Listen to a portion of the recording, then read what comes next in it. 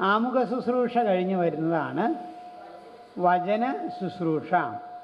അതായത് ആമുഖം എന്നുള്ളത് ബാക്കി എല്ലാ ഭാഗങ്ങളുടെയും ഒരു അതിലേക്ക് പ്രവേശിക്കാനുള്ള ഒരു കവാടമായിട്ട് നിലകൊള്ളും. വചന ശുശ്രൂഷ എന്നുള്ളത് വാസ്തവത്തിൽ വചനത്തിൻ്റെ ആഘോഷമാണ്. ഈ വിശുദ്ധ ഗ്രന്ഥ വായനകളാണ് ഇതിനകത്ത് പ്രാമുഖ്യം ഉള്ളത്. 4 വിശുദ്ധ ഗ്രന്ഥ വായനകളാണുള്ളത്.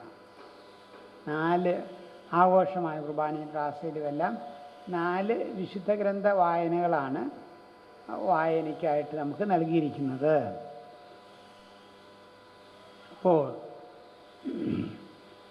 4 വിശുദ്ധ ഗ്രന്ഥ വായനകൾ. അപ്പോൾ അതിന് ആമുഖമായിട്ടുള്ള ആദ്യത്തെ ഗീതമാണ് ശബ്ദമുയർത്തി, ത്രിസാഗിയോൻ എന്ന് പറയും. പരിശുദ്ധൻ എന്ന കീർത്തനം, ത്രിസാഗിയോൻ. അതെ, ത്രിസാഗിയോൻ എന്ന കീർത്തനം. ശബ്ദമുയർത്തി പാടിടുവിൻ സർവരും ഒന്നായി പാടിടുവിൻ എന്നുള്ളത് അല്ലേ. അതിനകത്ത് നമ്മളത് കേട്ടിട്ടുണ്ടായിരിക്കാം, മിക്കവാറും സുറിയാനിലും പാടാറുള്ള അല്ലേ. കന്ദീശ അലാഹ, കന്ദീശ ഹൈൽസാന, കന്ദീശ ലാമായോസ എസ്രാഹം അലയിൻ. അങ്ങനെ അത് സുറിയാനിലും നിങ്ങൾ കേട്ടിട്ടുണ്ടാകും. ആഘോഷമായ കുർബാനയിലൊക്കെ ചിലപ്പോൾ അത് പാടാറുണ്ടല്ലോ. കന്ദീശ അലാഹ, ദൈവം പരിശുദ്ധനാകുന്നു. കന്ദീശ ഹൈൽസാന, ദൈവം ബലവാനാകുന്നു. കന്ദീശ ലാമായോസ, ദൈവം അമർത്യനാകുന്നു. കന്ദീശ ലാമായോസ എസ്രാഹ, ഞങ്ങളുടെ മേൽ കരുണയായിരിക്കണമേ. കന്ദീശ അലാഹ, പരിശുദ്ധൻ, ആ ദൈവം പരിശുദ്ധനാകുന്നു, ദൈവം ബലവാനാകുന്നു, ദൈവം അമർത്യനാകുന്നു, ഞങ്ങളുടെ മേൽ കരുണയുണ്ടാകണമേ. അതാണ് അതിൻ്റെ അർത്ഥം. അപ്പോൾ ത്രിശുദ്ധ കീർത്തനം വചന ശുശ്രൂഷയ്ക്ക് ആമുഖമായിട്ട് നിലകൊള്ളുന്നതാണ്. AD ഏതാണ് 430-450 ഇടയിൽ കോൺസ്റ്റാന്റിനോപ്പിളിൽ വെച്ച് ഈ ഗീതം ആരാധനക്രമത്തിൽ ചേർത്തതായിട്ടാണ് മാർ നെസ്തോറീസ് പ്രസ്താവിക്കുന്നത്. മാർ നെസ്തോറീസിൻ്റെ അഭിപ്രായത്തിൽ AD 430-നും AD 450-നും ഇടയിലാണിത് കുർബാനയിൽ ചേർത്തത്.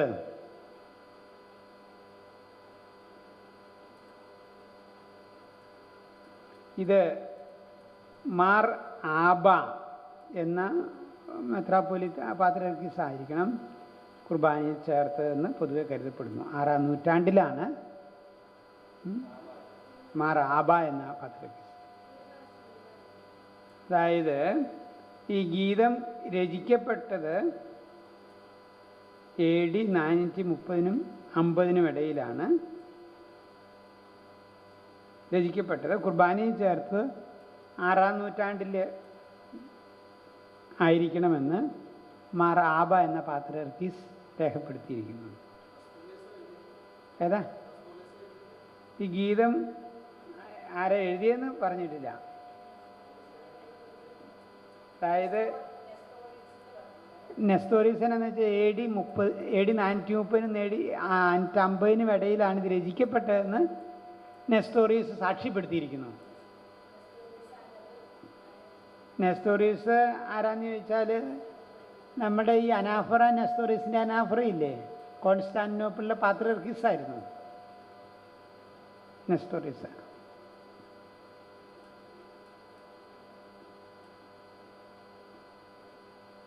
ഇപ്പോൾ കുർബാനയിൽ 6-ാം നൂറ്റാണ്ടിലാണ് ഇത് കുർബാനയിലെ ഘടനയിലേക്ക് ചേർത്തതെന്ന് മാർ ആബ എന്ന പാത്രിയർക്കീസ് രേഖപ്പെടുത്തിയിരിക്കുന്നു.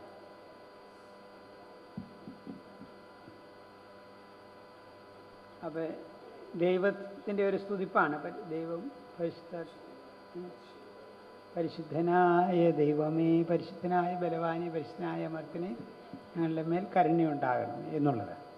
അപ്പോൾ ഇതിനെക്കുറിച്ച് സഭാപിതാക്കന്മാർ പല രീതിയിലുള്ള അഭിപ്രായം പറയും. മാലാഖമാർ ദൈവത്തെ അതായത് സ്തുതിച്ചതിൻ്റെ ഒരു സൂചനയാണ് ഇത് സൂചിപ്പിക്കുന്നത്. പിന്നെ വചന ശുശ്രൂഷയിലേക്ക് പ്രവേശിക്കാൻ സഹായിക്കുന്ന ഒരു ഗീതമായിട്ടാണ് നിലകൊള്ളുന്നത്. ഇതൊക്കെയാണ് അതിനകത്തുള്ളത്. ഇപ്പോൾ നമ്മുടെ പുതിയ തക്സയിലാണെങ്കിൽ ഞങ്ങളുടെ മേൽ കരുണയുണ്ടാകണമേ എന്നാണ് തിരുത്തിയിരിക്കുന്നത്. പഴയ കിടന്നത് ഞങ്ങളുടെ മേൽ കൃപയുണ്ടാകണമേ എന്നായിരുന്നു. അങ്ങനെയുള്ള വ്യത്യാസങ്ങളും എല്ലാം നമുക്ക് ഇതിനകത്ത് കാണാനായിട്ട് സാധിക്കും. പിന്നെ പഴയ നിയമ വായനകൾക്കുള്ള മുമ്പ് ഒരു പ്രാർത്ഥന കൊടുത്തിട്ടുണ്ട്. ഏതാ? അതെ, ഇതാണ്. അപ്പോൾ ഈ കന്ദീശാലാഹ എന്നുള്ള ഗീതത്തെക്കുറിച്ച് പൊതുവായിട്ട് പറയാനുള്ളത്. പിന്നെ നമുക്ക് കാണാൻ സാധിക്കുന്നത് വിശുദ്ധരി സംപ്രീതന എന്നുള്ള പ്രാർത്ഥനയാണ്. എന്നുള്ള പ്രാർത്ഥന. അപ്പോൾ പിന്നെ വിശുദ്ധ ഗ്രന്ഥ വായനയുടെ പ്രാധാന്യത്തെക്കുറിച്ചാണ് നമുക്ക് കാണാൻ സാധിക്കുന്നത്. വിശുദ്ധ ഗ്രന്ഥം ആദ്യം കാലഘട്ടം മുതൽ വിശുദ്ധ ഗ്രന്ഥം ഈ ആരാധനക്രമത്തിൽ ഉപയോഗിച്ചിരുന്നു. ഇപ്പോൾ യഹൂദരാണെങ്കിൽ അവരുടെ സിനഗോഗുകളിൽ വിശുദ്ധ ഗ്രന്ഥം വായിച്ചിരുന്നു. അപ്പോൾ വിശുദ്ധ ഗ്രന്ഥത്തിന് ആരാധനക്രമത്തിൽ സവിശേഷമായ പ്രാധാന്യമുണ്ട് ദൈവവചനം. ഇപ്പോൾ വത്തിക്കാൻ കൗൺസിൽ പറയും 2 മേശകളിലാണ്, the table of the word and the table of the bread. അപ്പോൾ ഇങ്ങനെ 2 മേശകളിൽ നിന്നാണ് സഭ നമ്മളെ പരിപോഷിപ്പിക്കുന്ന വിശുദ്ധ കുർബാനയിൽ. അപ്പത്തിൻ്റെയും വചനത്തിൻ്റെയും മേശകളിൽ നിന്നും 2 മേശകളിൽ നിന്നാണ് എന്നുള്ളതാണ്. ദൈവവചനത്തിൻ്റെ മേശയിൽ നിന്നും ധാരാളമായി ദൈവാനുഗ്രഹങ്ങൾ ലഭിക്കുന്നു വിശുദ്ധ ഗ്രന്ഥം വഴിയായിട്ട്. അപ്പോൾ സഭ ഔദ്യോഗികമായി അംഗീകരിച്ചിരിക്കുന്ന ആരാധനക്രമ വായനകളാണ് വിശുദ്ധ കുർബാന മധ്യേ പ്രഘോഷിക്കപ്പെടുന്നത്. ഇപ്പോൾ നമുക്കറിയാം ലക്ഷണറീസ് അല്ലേ, പ്രഘോഷണ ഗ്രന്ഥങ്ങൾ എന്ന് കണ്ടിട്ടുണ്ടോ? നമ്മൾ ഇപ്പോൾ സാധാരണ സുവിശേഷവും ലേഖനമൊക്കെ വായിക്കുന്നത് എങ്ങനെയാണ്? സുവിശേഷത്തിൽ നിന്ന് പൊതുവെ എടുത്തല്ല വായിക്കുന്നത്. അതിന് പ്രത്യേക ഒരു ഗ്രന്ഥം തയ്യാറാക്കിയിട്ടുണ്ട്. ഓരോ ദിവസവും കാലവും പ്രഘോഷണ ഗ്രന്ഥങ്ങൾ എന്ന് പറഞ്ഞു കണ്ടിട്ടുണ്ടാവും, കുറച്ച് പേരെങ്കിലും കണ്ടിട്ടുണ്ടാവും അല്ലേ? ഏതാ? അതെ, നീല കളറ്.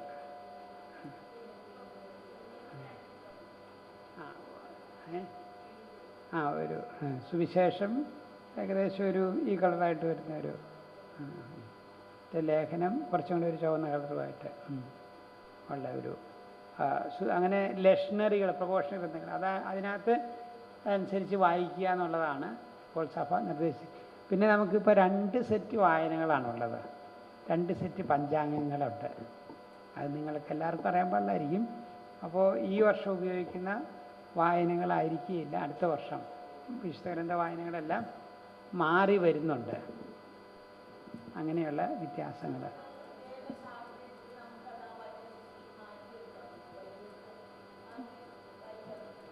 ചില വായനകൾ ഇപ്പോൾ ഉദാഹരണം പറഞ്ഞാൽ ഈ പഞ്ചാംഗത്തിൽ കൊടുത്തിട്ടുണ്ട്. ഇപ്പോൾ വിശേഷ അവസരങ്ങൾ, ജൂബിലി, അങ്ങനെയുള്ള സന്ദർഭങ്ങളിലെല്ലാം നമുക്കത് കൊടുത്തിട്ടുണ്ട്. അത് മാറ്റി വായിക്കാവുന്ന രീതിയിൽ കൊടുത്തിട്ടുണ്ട്. ഞായറാഴ്ചകളിൽ വായിക്കണമെന്ന് തക്സയിൽ കൊടുത്തിട്ടുണ്ട്. അതെ,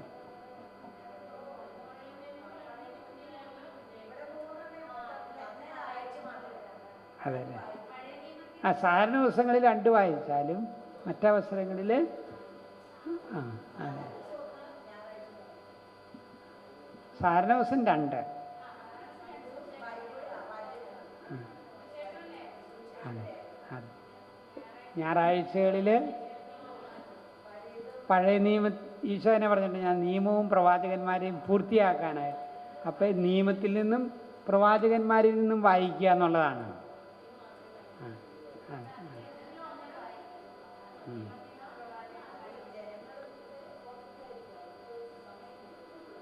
ഞായറാഴ്ചകളിലെങ്കിലും അല്പസമയം കണ്ടെത്തുക എന്നുള്ളതാണ്. അപ്പോൾ അതായത് നിയമഗ്രന്ഥങ്ങളിൽ നിന്നും പ്രവാചക ഗ്രന്ഥങ്ങൾ അതിൻ്റെ തുടർച്ചയാണ് ലേഖനം. ഇതിൻ്റെ എല്ലാം പൂർണ്ണതയും ആണ് സുവിശേഷം എന്നുള്ളതാണ്. അതുകൊണ്ട് ഇത് കൂടുതൽ വായിക്കുന്ന അർത്ഥവത്താണ്, വായിക്കേണ്ടതുമാണ്. 4 വായനകളൊക്കെ ഏതെങ്കിലും ഒരു കുർബാനയെങ്കിലും ഏറ്റവും ആഘോഷമായിട്ട് ധൂപവും പ്രകാരം 4 വായനകളും ഒക്കെ ആയിട്ട് നടത്തണമെന്ന് മിക്ക രൂപതകളിലും പറഞ്ഞിട്ടുമുണ്ട് തന്നെ. അപ്പോൾ എല്ലാ കുർബാനയും ചിലപ്പോൾ ഒരു അച്ഛന് തന്നെ 4 കുർബാനയുണ്ടെങ്കിൽ ചിലപ്പോഴൊക്കെ പ്രായോഗികമായിട്ട് ബുദ്ധിമുട്ട് വരും. എങ്കിലും ഒരു കുർബാനയെങ്കിലും ഏതാ?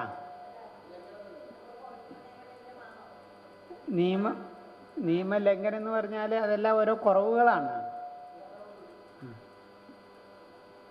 നമുക്കിപ്പോൾ എല്ലാവർക്കും അവകാശമുണ്ട് ഏറ്റവും കുർബാന അതിൻ്റെ പൂർണ്ണതയിൽ പങ്കുചേരാനായിട്ട് വിശ്വാസികൾക്കെല്ലാം അവകാശമുള്ളതാണ്. അപ്പോൾ അതുകൊണ്ട് പരമാവധി എല്ലാവരും അതിനകത്ത് ശ്രദ്ധിക്കണം. നമുക്കിപ്പോൾ മറ്റൊരാൾക്കുള്ളൊരു അവകാശം ഞാനായിട്ട് കളയേണ്ട ആവശ്യമില്ലല്ലോ.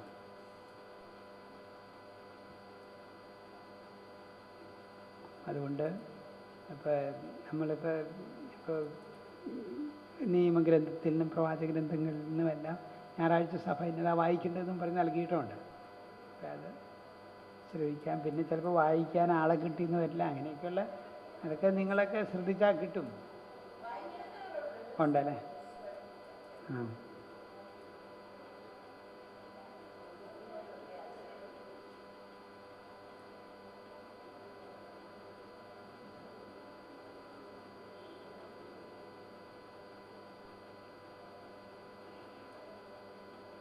അടുത്ത അപ്പം നമുക്ക് പഴയ നിയമ വായനകളെക്കുറിച്ച് ആദ്യം കാണാം.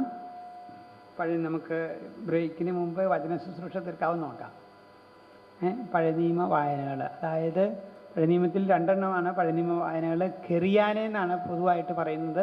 പഴയ നിയമ വായനകൾക്കെല്ലാം പറയുന്നതാണ് കെറിയാനെ വായനകൾ എന്നാണ് അർത്ഥം. പഴയ നിയമത്തിൽ 2 വായനകൾ നിയമഗ്രന്ഥത്തിൽ നിന്നും പ്രവാചക ഗ്രന്ഥങ്ങളിൽ നിന്നുമുള്ളതാണ് വായിക്കുന്നത്. പഞ്ചഗ്രന്ഥി അഥവാ തോറ ആദ്യം വായിക്കുന്നത്. മോശയുടെ നിയമങ്ങൾ, മോശ വഴി ദൈവം നൽകിയ നിയമങ്ങളാണ് ഇതിനകത്ത് ഉള്ളത്. ഈശോയെ അവതരിപ്പിക്കുന്നത് തന്നെ ലൂക്കായുടെ സുവിശേഷം 24:44 നിയമത്തിൻ്റെയും പ്രവചനങ്ങളുടെയും പൂർത്തീകരണമായിട്ടാണ് ഈശോയെ അതിനകത്ത് അവതരിപ്പിച്ചിരിക്കുന്നത്.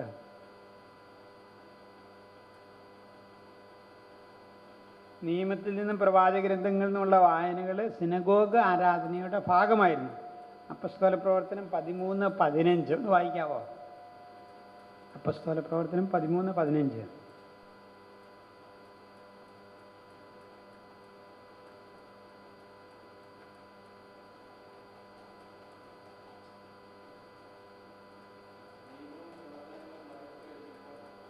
നിയമവും പ്രവചനങ്ങളും യഹൂദ സിനഗോഗിൽ വായിച്ചു കഴിഞ്ഞപ്പോൾ എന്നാണ് കേൾക്കുന്നത്.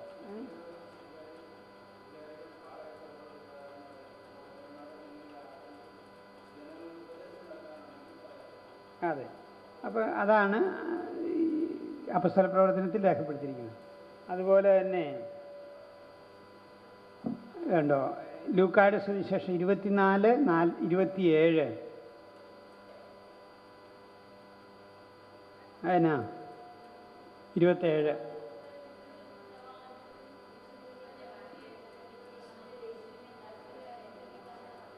ഒന്ന് വായിക്കാവോ?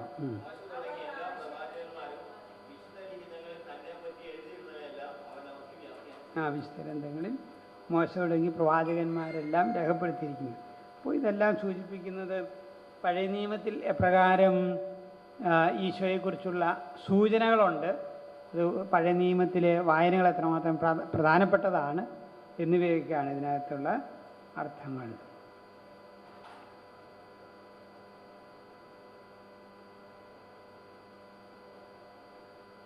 പഴയ നിയമ വായനയുടെ സമയത്തുള്ള ഇരുന്നാണ് നമ്മൾ ശ്രവിക്കുന്നത്.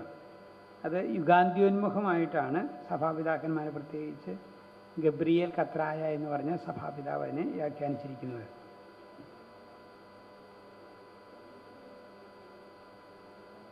പഴയ നിയമ വായനകളുടെ സമയത്ത് പുരോഹിതനും സമൂഹവും ഇരിക്കുന്നു. അതിൻ്റെ ഒരു മിശിഹായുടെ 2ാം വരവിനെ പ്രതീക്ഷിച്ച് ഇരിക്കുന്നു എന്നുള്ള അർത്ഥത്തിലാണ്.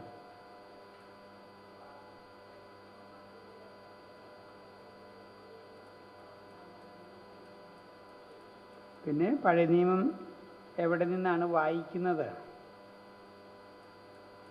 എന്നുള്ളതാണ്. ബേമയിൽ വലതുവശത്തുള്ള പ്രഘോഷണ പീഠത്തിൽ നിന്ന് ജനങ്ങൾക്ക് അഭിമുഖമായിട്ട് പഴയ നിയമം വായിക്കുന്നു. ബേമയിൽ വലതുവശത്തുള്ള പ്രഘോഷണ പീഠത്തിൽ നിന്നുകൊണ്ട് ജനങ്ങൾക്ക് അഭിമുഖമായിട്ടാണ് ലേഖനം വായിക്കുന്നത്. ലേഖനം വായിക്കുന്ന എവിടെയാണ്? പഴയ നിയമം വായിക്കുന്നു. ഏതാ? അതായത് പഴയ നിയമം ഈ സൈഡിൽ നിന്നും ലേഖനം ഈ സൈഡിൽ നിന്നും വായിക്കും. രണ്ട് സ്ഥലത്ത് നിന്നാണ് വായിക്കേണ്ടത്. സൗകര്യക്കുറവ്. ഏതാ? അതെ, പഴയ നിയമം.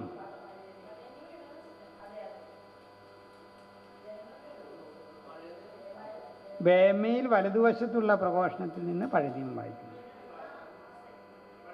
അതെ, ഈ രണ്ട് വായനകൾ ഇവിടെ നിന്ന് വായിക്കും.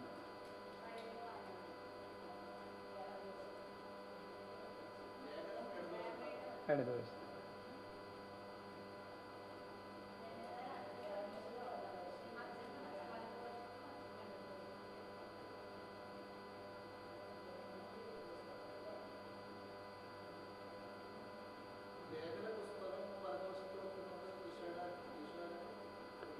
ലേഖന പുസ്തകം, സുവിശേഷം.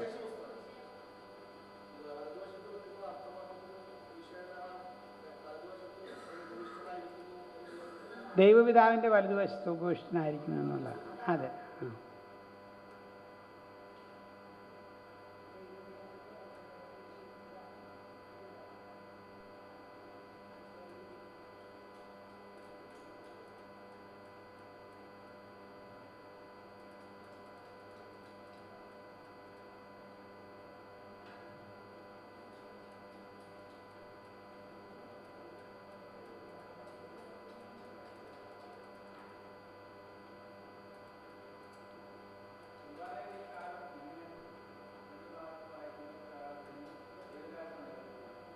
ഏതാ?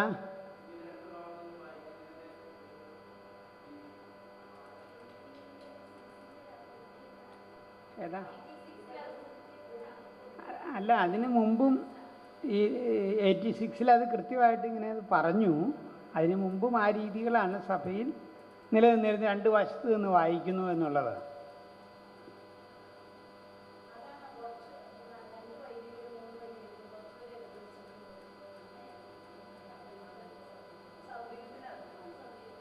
എങ്ങനെയാ?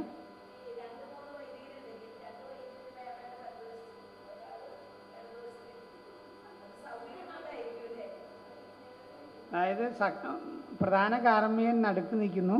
ഇപ്പം രണ്ടുപേര് രണ്ട് സൈഡിലുണ്ട്, രണ്ട് സൈഡിലായിട്ടിരിക്കുന്നു. അല്ല, അത് രണ്ട് സൈഡിലായിട്ടിരിക്കുക എന്നുള്ളതാണ്. ഇപ്പോൾ ഒരു സൈഡിൽ